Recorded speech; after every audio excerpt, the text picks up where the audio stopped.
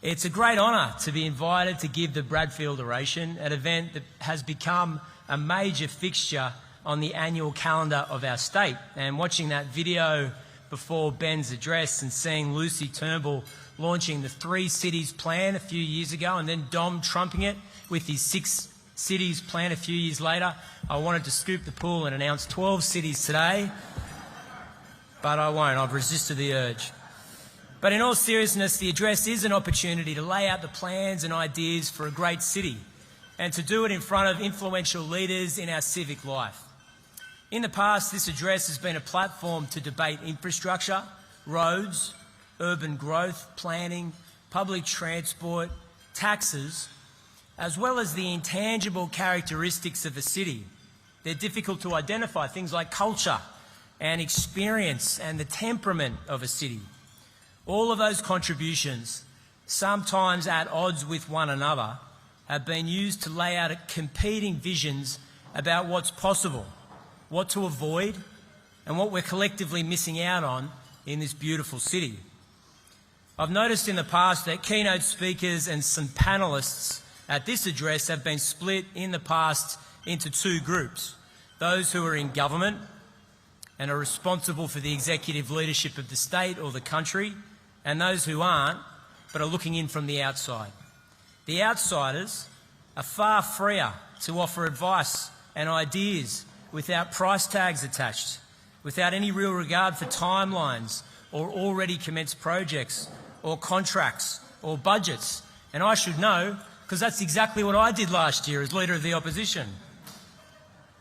But all contributions rest on a really simple premise, and that is that this is a great city filled with wonderful people who were either born here or moved here to make a better life for themselves and their families. And it's the greatest city on earth. Wherever you end up with your designs or plans for Sydney's future, you start with a city that's bordered on the east with world-class city beaches. On the west, north and south, by some of the most pristine and awe-inspiring national parks in the world, and a city that's intersected by 3 beautiful rivers that cut through the urban landscape, offering, in the process, water access to literally millions of people. It's possible in Sydney to catch a wave at Maroubra, Cronulla or Manly before getting to work on a Friday morning. It also means wherever you live in Sydney, in all but one direction, and that's east, you can travel 40 minutes and be in complete isolation in the middle of the natural beauty of a pristine national park. And in the middle of it all is a deep harbour where a 30-storey cruise ship can pull up next to a 70-storey tower and then gently slip back into the spillway and then back out into the ocean. So in spite of my recent public support for the Brisbane Broncos in the NRL Grand Final, I can assure you that I, like you, absolutely love this city. Friends, who are we up against in competition with this city? Melbourne? What can Melbourne genuinely offer?